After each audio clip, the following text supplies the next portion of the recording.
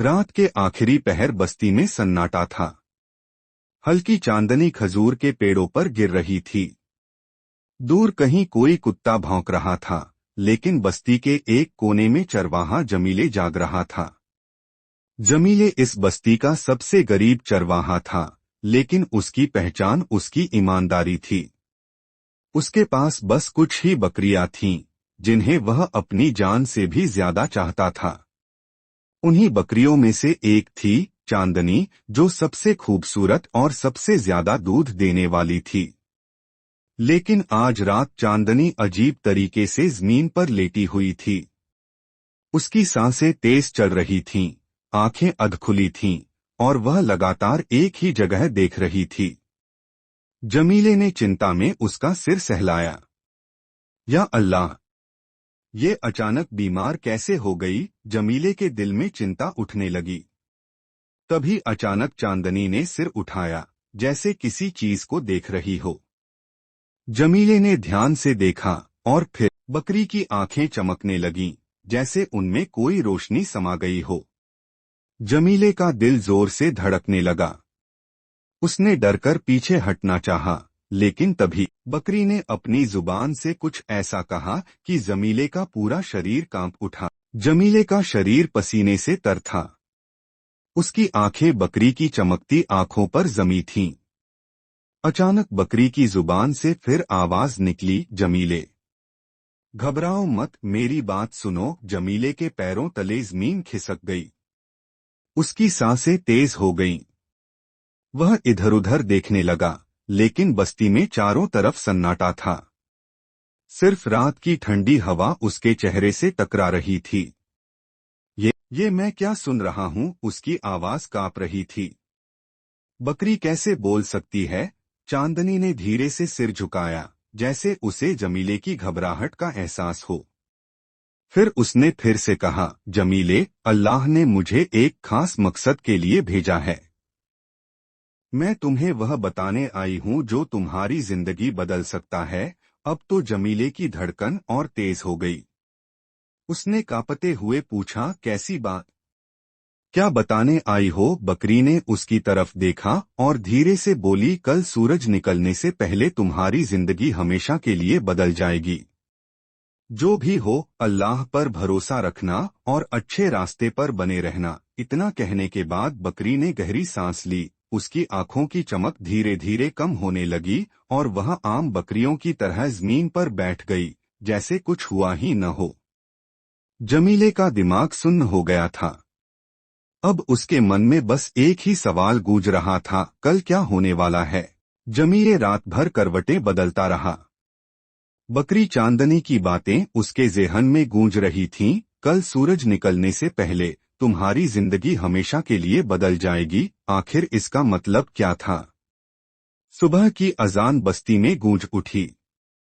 जमीले ने जल्दी से वुजू किया और मस्जिद की तरफ चल पड़ा। लेकिन उसका दिल बेचैन था। मस्जिद पहुंचते ही उसने देखा कि बस्ती के अमीर आदमी हाजी अब्दुल्ला घबराए हुए खड़े थे। उनके चेहरे पर चिंता साफ झलक रही थी। जमीले ने पास जाकर पूछा, हाजी साहब, सब खैरियत तो है? हाजी अब्दुल्ला ने गहरी सांस ली और बोले, रात को किसी ने मेरे खजाने का दरवाजा तोड़ दिया। कोई चोर सारा सोना ले गया। यह सुनते ही बस्ती के लोगों में हड़कंप मच गया। लेकिन जमीले के जिस्म में जैसे बिजली दौड़ गई। क्या यही वो आजमाइश थी जिसका जिक्र बकरी ने किया था? तभी मस्जिद के दरवाजे पर शोर मच गया। दो आदमी एक बदहाल शख्स को घसीटते हुए अंदर लाए। वह फटे कपड़ों में था और उसका चेहरा जिद पड़ा हुआ था। यही चोर है, एक आदमी चिल्लाया। लेकिन जैसे ही जमीले ने उस शख्स की आंखों में देखा, उसका दिल धक से रह गया। यह तो वही आदमी था जिसे उसने कुछ दिन पहले खाने के लिए रोटी दी थी। क्या ये सच में चोर था या मामला कुछ और था? मस्जिद में सन्नाटा छा गया। सबकी नजर उस गरीब आदमी पर थी जिसे चोर कहा जा रहा था। हाजी अब्दुल्ला ने गुस्से से पूछा, कौन हो तुम और मेरे खजाने में कैसे घुसे? वह आदमी कांपते हुए बोला, मेरा नाम सलीम है, लेकिन मैं चोर नहीं हूँ। मैं बस एक मजबूर इंसान हूँ। बस्ती के लोग गुस्से में थे। कोई बोला, झूठ बोल रहा है, इसे सजा मिलनी चाहिए। किसी ने कहा, इसे काजी के पास ले जाओ। लेकिन जमीले खामोश खड़ा था। उसके कानों में बकरी की बातें गूंज रही थीं। तुम्हें एक बड़ी आजमाइश का सामना करना होगा, मगर सब्र करना। अचानक जमीले ने एक फैसला किया। वह आगे बढ़ा और हाजी अब्दुल्ला से कहा, हाजी साहब, इसे सजा देने से पहले क्या मैं इससे अकेले में बात कर सकता हूँ? यह सुनकर सब हैरान रह गए, लेकिन हाजी अब्दुल्ला ने इजाजत दे दी। जमीले सलीम को मस्जिद के कोने में ले गया और आहिस्ता से पूछा, सच बताओ, क्या तुमने चोरी की है? अगर तुम बेगुनाह हो तो मैं तुम्हारी मदद करूंगा। सलीम की आंखों में आंसू आ गए। वह थरथराते हुए बोला, जमीले भाई, मैं चोर नहीं हूँ। मैंने बस खजाने का दरवाजा खुला देखा और अंदर झांका, लेकिन मैंने कुछ नहीं चुराया। जमीले गहरी सोच में पड़ गया। अगर सलीम निर्दोष था तो असली चोर कौन था? क्या जमीले सच्चाई तक पहुंच पाएगा? जमीले के मन में अजीब उथल पुथल मची थी। अगर सलीम चोर नहीं था तो फिर असली गुनहगार कौन था? इसी बीच मस्जिद के दरवाजे पर हलचल हुई। एक बूढ़ी औरत अंदर आई, जिसका चेहरा घबराया हुआ था। उसने हाजी अब्दुल्ला की तरफ देखा और कांपती आवाज में बोली, रुको, मैं जानती हूं कि असली चोर कौन है। बस्ती के लोग हैरान रह गए। हाजी अब्दुल्ला ने तेज आवाज में पूछा, कौन? किसने चुराया मेरा खजाना? बूढ़ी औरत ने कांपते हुए कहा, मैं फज्र से पहले मस्जिद के पास से गुजर रही थी। तभी मैंने दो आदमियों को खजाने के पास देखा। वे छिपकर अंदर जा रहे थे। मैं डर गई और पास के पेड़ के पीछे छिपकर देखने लगी, लेकिन अंधेरे की वजह से उनके चेहरे साफ नहीं दिखे। हाजी अब्दुल्ला बेचैन हो उठे। उन्होंने जल्दी से पूछा, क्या तुमने उनकी कोई बात सुनी थी? बूढ़ी औरत ने सिर हिलाया। हाँ, उनमें से एक की आवाज मैं पहचानती हूँ। सभी लोग सांस रोककर सुनने लगे। बूढ़ी औरत ने धीरे से इशारा किया, और फिर जैसे ही उसने नाम लिया, पूरी मस्जिद में सन्नाटा छा गया। यह कोई और नहीं बल्कि हाजी साहब का खुद का नौकर रशीद है। रशीद का नाम सुनते ही पूरी मस्जिद में सनसनी फैल गई। सबकी निगाहें हाजी अब्दुल्ला के नौकर पर टिक गईं। रशीद के चेहरे का रंग उड़ चुका था।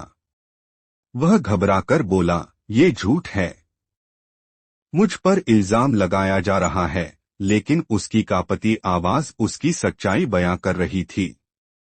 हाजी अब्दुल्ला ने गुस्से से उसकी ओर देखा और गरजते हुए कहा, रशीद, क्या ये सच है? रशीद की हिम्मत जवाब दे गई। वह जमीन पर गिर पड़ा और रोते हुए बोला, मालिक, मुझसे गलती हो गई। मैंने ही अपने साथी के साथ मिलकर चोरी की थी। लेकिन जब सलीम वहां पहुंचा तो हम घबरा गए और भाग गए। यह सुनते ही बस्ती के लोगों में गुस्सा फैल गया। हाजी अब्दुल्ला को यकीन नहीं हो रहा था कि उनका सबसे भरोसेमंद नौकर ही गद्दार निकला। उन्होंने सलीम की तरफ देखा और शर्मिंदा होकर कहा, सलीम, हमने तुम पर झूठा इल्जाम लगाया। हमें माफ कर दो। सलीम की आंखों में आंसू थे, मगर उसने विनम्रता से कहा, अल्लाह ने सच सामने ला दिया, यही सबसे बड़ी बात है।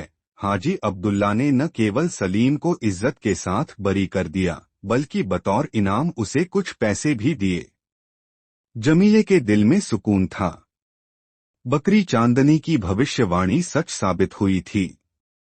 उसने जो भी परीक्षा दी उसमें उसने ईमानदारी और सब्र से काम लिया, और नतीजा सबके सामने था। इस वाकये के बाद बस्ती में जमीले की इज्जत और बढ़ गई। हाजी अब्दुल्ला ने उसे कुछ और बकरियां भी इनाम में दी। और बकरी चांदनी, वह अब भी जमीले के साथ थी, खामोश, लेकिन जैसे किसी और चमत्कार की गवाही देने के लिए तैयार।